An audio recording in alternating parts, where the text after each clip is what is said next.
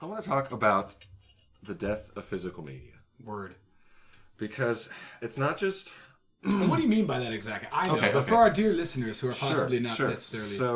So with technology, of course, and the internet and cloud storage and streaming, it's happening in a lot of different fronts. So physical media is, your CDs, your DVDs, your tapes, your vinyls, your wax cylinders. Shit you can hold. Awesome. Shit you can hold in your hand. Yes, that you own. It's your copy. You can send it. You can let your friend borrow it. You can wear it out completely. You can do whatever the fuck you want to it, basically. Yeah.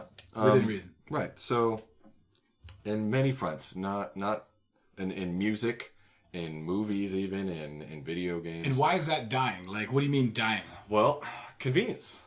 Basically, like you were saying earlier, convenience. It's so like the physical copies are physically disappearing from the market. Well, yeah, because for a lot of people, especially in those who are lucky enough to live with a high-speed internet, it's easier most of the time. And disposable income. Yeah, it's easier to just stream something or download it. I mean, you don't have to wait you don't have to go to the store. You don't have to interact with people. Yeah. You don't have to mine the resources necessary to create the plastic or whatever to make the fucking disc or whatever. True. It's true. You're cutting out a lot of middlemen. True. Yes. And the other thing is, from the company's perspective, they also get more of a cut that way generally. They have a greater overhead, right? Because they don't have to give the stores a cut. They don't have to print the discs. Cutting out the middleman. Exactly. Yeah. Which is, in a way, that's good. I could see the positives in that. It's not completely bad. Hypothetically, you could bring that product now to your consumer base for a cheaper rate, even though they're not. You could. Even though they're not doing that, they're just eating the profit, going, isn't that fucking delicious? More, please. Yeah, for sure. Thank you. I'd like some more. Yeah. So convenience factor, and it's just that thing. If you vote with your wallet, then that's where the companies, the creators are going to spend their money and create better platforms for that sort of thing to enable that, There's an example going around in the news about, speaking of the death of physical media, there's a great example of, so there's, I don't know if I can name names, but it's really hard to explain it without naming names. Go ahead. So, there's a popular remaster of the old Spyro games coming out right now, and so there's a Spyro the Dragon, yeah. Not a big uproar, but for certain people, it's an uproar that only the first, if I understand it correctly, only the first game is actually on the disc, and the other two games that are included in this trilogy, you have to download them. Oh, the first one's free, huh? First one's always free. It's all part of the disc that you buy. But it's like... But the first one gets you foot in the door, and then obviously you're going to want to play the other two, and the only platform they have is the digital, yeah? Right, so that's the thing, is like... That's what's so messed up about it, is... Well, I mean, you can talk about why that happened, and I can certainly see there's a good amount of evidence that, they wanted to... They had a deadline. Make way more money? Sorry. Well, that's the problem is I understand the situation, but then I look back and I see that it's Activision, and Activision just has a really bad history of trying to squeeze every penny out of their customers that they can. Really? Destiny. They have a whole bunch of hits, dude. A lot of hits. That's why I'm wondering why. That's the problem. That's why. It's because they're so popular that they're like, fuck it, you'll pay for this, fuck you. Or whatever. Here's the messed up thing, though. So if you're like, okay, screw it, I'm just going to get the digital version because I don't want to deal with this sort of thing, or like, what's the point? Then you're feeding the beast. Right, and then they can say, oh, well, people aren't buying discs anyway, so why are we bothering? We're just giving the people what they want. Exactly, just feeds into this whole cycle. Prophecy. Yeah, and it's pretty terrible. Well, until people have dude, you know how I'm always bitching about people fucking if they complain. Like, dude, vote with your dollars, dude. Vote where you can. Like, do the change that you physically can do or whatever. You know what I mean? So it's like, dude, stop. If you guys are out on forums and stuff, all these nerds and stuff always complaining about this shit, then complain about it more. Like, and don't try not to give in just because it's convenience. Again, like, dude, convenience is the killer. Yeah. For real. Like, convenience is the and nostalgia. Yes, good call. Yeah, totally. Remember? Yeah, dude. That's the convenience is the devil that you have to invite into your home, dude. You know what I mean? The vampire that freaking you have to be like, sure, come on in. Yeah. hook up all my information up to the cloud? Sure, Fucking I'll why buy an not? Amazon Echo. Yeah, literally, yeah, Put totally. it in my kid's bedroom. Hey, Alexa. Yeah, right? Fucking morons, dude. I don't want to turn on my light switches. What is this? 2007? Yeah, right? Hey, with the new up and coming smart system technology used for the entire city, you'll be able to turn off your lights, turn on your stove, turn on your hot tub. For all from the comfort of your own home, car, or turn off your lights. For real. Yeah, exactly, dude. But hey, you'll be psyched. Ooh, that's a good slogan. Turn off your lights, turn off your reds. Right? Yeah. Just from the power of your phone. You fuckers, you can just sit on your couch and lose all your whole humanity. It's totally fine. Well, another example of that is another popular example is Fallout 76. So that game, That's the new one, right? right? That's the new one. And what's interesting about that is the patch, the day one patch for that game is bigger than the actual game itself. What? My mind exploded. Why? How can a patch be that big? Jesus criminy. Just the development process, the way they So like you choose buy to the do game things. and you download it, or like you upload it, depending on if you got Well- the disc or not. And then so you wait through that whole loading time, and then when you get a patch, you have to wait another 43 minutes or whatever it is to freaking upload Well, you that. got to download that, and then you got to install it. And this is some precious people minutes. might not see that as a big deal, but like especially if you're in like a rural area or God forbid like a developing country that has like Oh my terrible God, internet, you've or been you sitting have there like for a a speed, day. you have like Yeah. a data cap, or your speed gets throttled. Like that's Definitely not for those people, huh? It's Yeah. for like Western countries only. Pretty much. And like South Korea. pretty much yeah. So on to play devil's advocate here, like on the developer standpoint, game. the what they say behind things like what happened with Spyro is, they wanted to get the game out on time at a reasonable time, so they pressed the disc with what they had, and then they that's an they excuse. outside contracted some other people to help them publish the game and finish it, and then the rest of that had to be done digitally. They always have That's kind of I They don't always have a super overly ambitious like deadlines for video games. Yeah. Dude. That's another problem. right. And that That's goes back into the the same. crunch like we were talking about. Totally. So, I don't know. I mean, me personally, I'm more the type that I'll wait for it. Totally. There's, I mean, There's so much content anyway. I've waited. God, how long? How long has it been? 84 years. I'm waiting for Kingdom Hearts 3, and God, how long have I've? Jeez, I don't even want to think about how long Too I'm long. waiting. Too for long, that. Marcus. I'm waiting for Dreams. I waited forever for that. I waited for Breath of the Wild forever. It's okay. It's, I don't know take any your of time these with the games. game. Yeah, I know. But That's right. take your time, make it good. Don't kill your employees. It's just don't screw. It's over not a your race to the customers. bottom, dude. It's an endurance race. It sucks. You guys are making that's- art for fuck's sake. Like, Well, don't just release it and be like, there, it's good. It is- Fucking it is slap a art, dollar but- sign on it and sell it and sell is- it and sell it. It is art, but it sucks that it's also a business. But That's- you can blend the two without being fucking, overly. That's why evil. I vote with my wallet. Like Totally. there's publishers who are super patient and they give the developers that time that they need to make the best product possible. Totally. And I swear fans are totally open to that kind of thing when like publishers are like, hey, I know we guys said December of this year, but it'll actually be As February long of as you next year. communicate that sort of thing, Right. I sort it's- of like during the Halo silence 2 is the release worst that thing you happened. could do. Exactly. Well, Silence because is the then worst. people fill in their own fucking fill in their own blank spots with all their own subconscious like fears and stuff. Yeah. The game's never coming out. Oh my god. Yeah, if you guys are interested in this at all, you need to read the Kotaku's breakdown. It's actually one of the best things that they've done journalistically. Kotaku's breakdown on what happened with the development of Destiny 1. It's a super interesting story. Destiny 1 is the guys who used to do They Halo, did right? Halo, yeah. Yeah, but then And they got made a like game fired with from Activision fucking and Microsoft or something. No, they bought their own Bungie or independence. something. Oh, really? Yeah. Okay.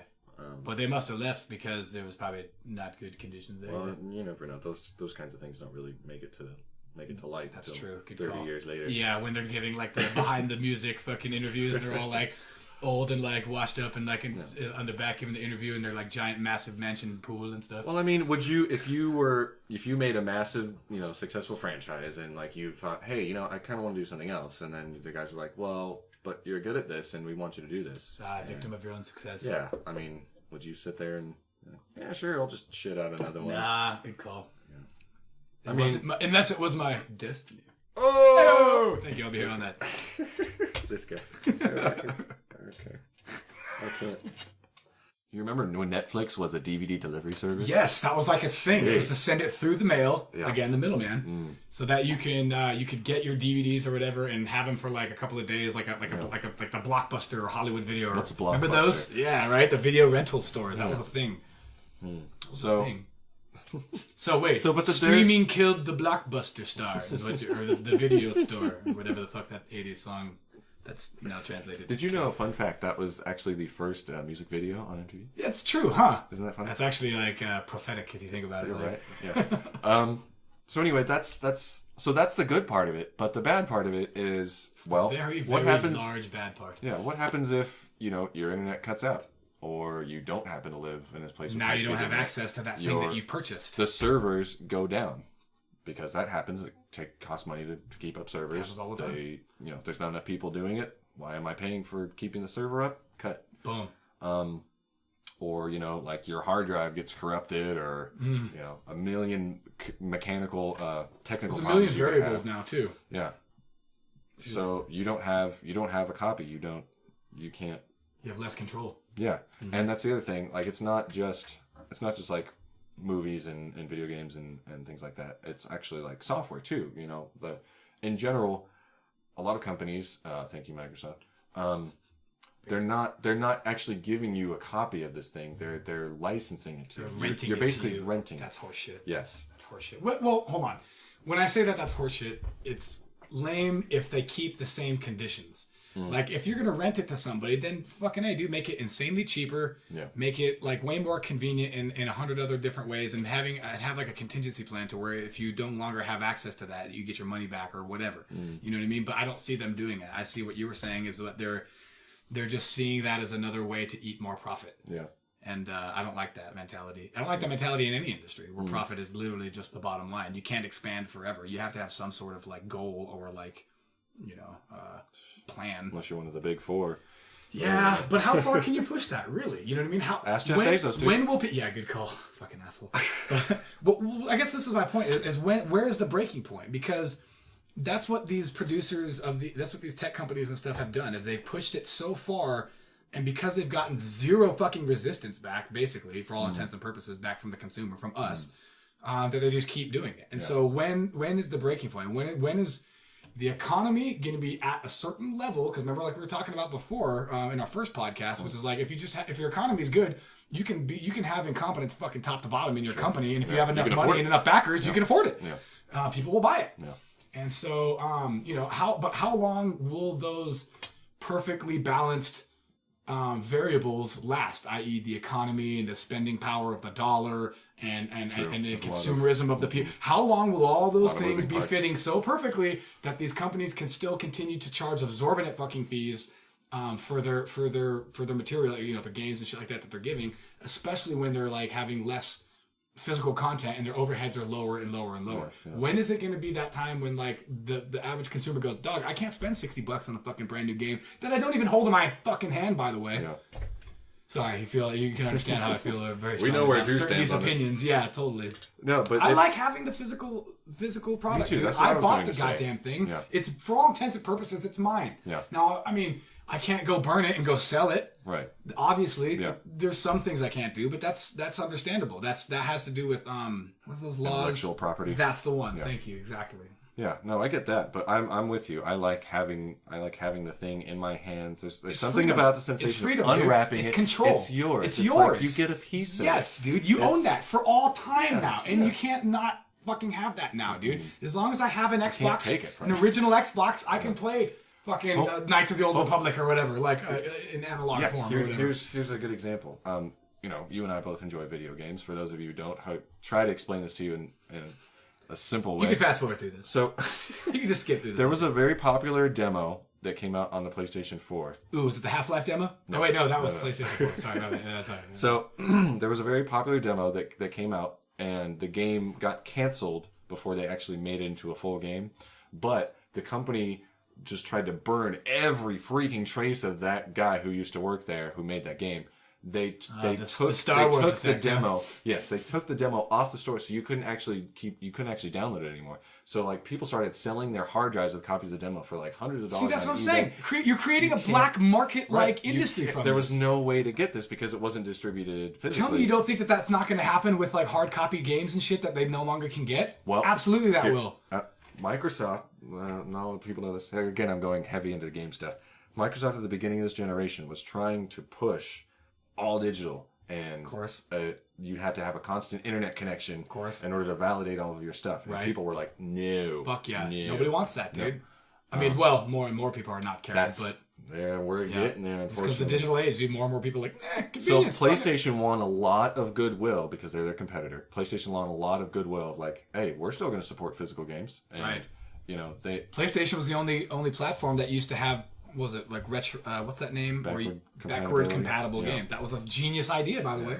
Well, till that fucking went out the window. Well, that's another story. That's a different topic for another time. But for physical media, So like in that example of that game, that demo, like there's no way to access it anymore. So they're selling their freaking hard drives and stuff like on the black market, basically. Yeah, so because there's no way to get it. Yeah, exactly. Preservation is a mofo, especially with video games, because like in music. That doesn't really change. I mean, the format changes, and then they just like make new devices. But like, if you have a Neo Geo, right, and it dies, totally. Like you can't buy a new one. No, you're fucked. You can't run that same. That's what's great about PCs. Or with like the shuffle or whatever the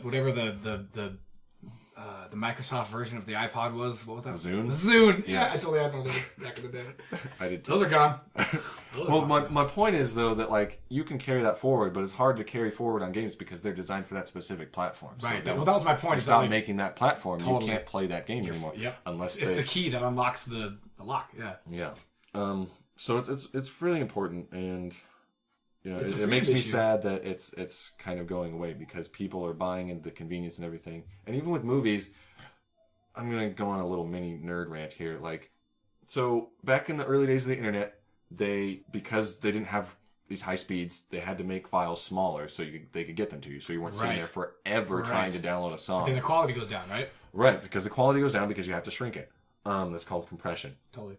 But what's weird is we have since developed much faster internet, but because it's cheaper to store less data, these smaller files, they still downgrade stream. The info, yes, they still have to stream all these low quality stuff. Yeah. Whereas if you get a Blu-ray or a CD, right, you're still getting like the highest quality that you can get.